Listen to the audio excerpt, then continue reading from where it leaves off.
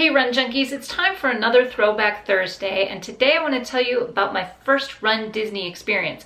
But let's go back into the Wayback Machine first. Around January of 2015, I registered for Ironman Coeur d'Alene, and at that point I made myself a promise that after I got past Ironman, I was going to start doing running for fun.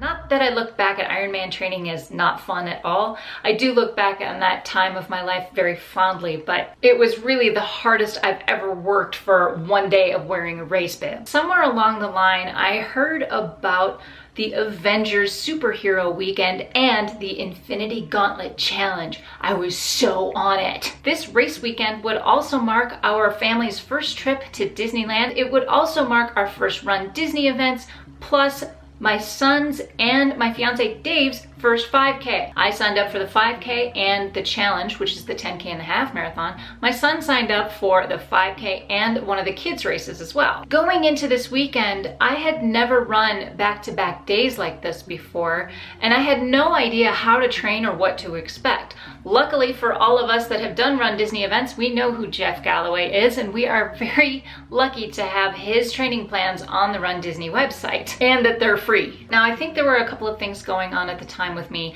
physically. I had just come off of the biggest event of my lifetime. And while I spent some time in recovery, it probably at the time was not enough. I crossed the Ironman finish line on June 28th, and Jeff Galloway's plan started only 2 weeks after that. So not only did I start my training probably too early, but I looked back at my training log recently and I was still swimming twice a week and riding the bike twice a week. The lack of recovery would plague me all the way to the Infinity Gauntlet Challenge and probably well beyond. One of the reasons why I was still behaving like a triathlete was because as I looked at the Galloway plan, I didn't feel like it was enough running for me. I was just used to a much higher volume of running. So I just kept doing what I'd been doing. The other thing was that I didn't feel that the plan got me on my feet enough to also tackle the parks, and the parks were non-negotiable. We were gonna see as much as we possibly could at Disneyland, given that it was our first time there. So problem number one,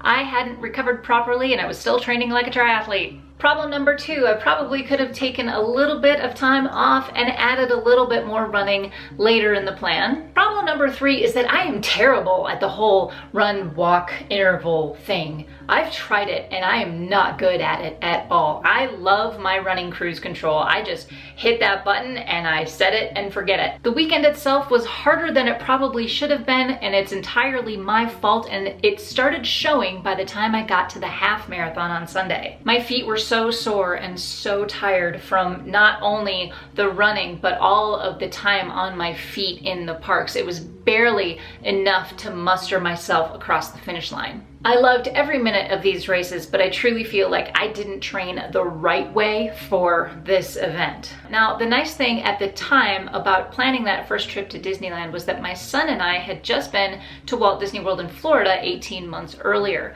So we decided that we were gonna hit the stuff that was just unique to Disneyland. That helped the planning process a little bit, except for Big Thunder Mountain Railroad and Space Mountain and Pirates and Jungle Cruise. So maybe we didn't really do that well. Basically, I was trying to make sure that we weren't spending a lot of time on the attractions that we had recently seen. We kept our focus on the rides that are exclusive to Disneyland and Disney California Adventure, which helped kind of pare down the planning process a little bit, but we still spent a lot of time walking. I had learned a few lessons about visiting a Disney park before I did this Run Disney event. The first and probably the most important, if you take nothing away from this video, go take the nap.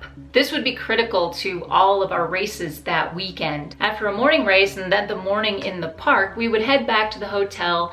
I would soak my feet in the pool while my son played and probably would fall asleep poolside for a couple of minutes. And then we'd go back out to the parks for the evening entertainment. This was also the first time that I realized These races are not for PRs. They're not for setting major speed goals. This is about going out and having fun. I stopped at every band that was playing, every choir. I high-fived every cheerleader. I hung out with the cosplayers along the creek path. I stopped and watched the jitterbug dancers. It was just so fun to see. I am so proud of what I had accomplished up to the point that I finished Ironman, and it was nice to look back on all of that with all of the hard work I did. But this was such a nice change of pace to just stop and look and say, this is supposed to be fun. I learned that Run Disney events are different from any other race experience, and when you attach Walt's name to it, they should be. But it was refreshing to have this experience that my son and I could begin logging miles together. He had so much fun. That was his first 5K. Dave had a great time. We all spent time together running. I'll always want to compete against myself and hone my speed and my technique and get better at this. But races like this will always serve that vacation side of running for me, the fun part. When it stops being fun and I start complaining about it too much, then it's gonna be time to stop. The lessons I learned at Run Disney's Avengers Weekend in 2015 helped set the tone and helped me prepare for the Dopey Challenge at Walt Disney World this past January, and they're setting the tone and helping me prepare for the Run Disney events I have coming up. I am going back to superheroes in 2017 and the Dopey Challenge again in 2018. But that's it for me today. I would love to hear from you. Have you ever done a Run Disney race? And if so, which was your first? Please leave your thoughts, comments, and questions in the box below, and as always, give me a thumbs up if you like this video. Also, head over to Go Find Your Awesome for a lot more information about my personal history as a runner and how I have developed and learned some tips and tricks along the way that I just love sharing with you guys. But that's it for me today. Thank you so much for watching. Go find your awesome. Until next time, happy running.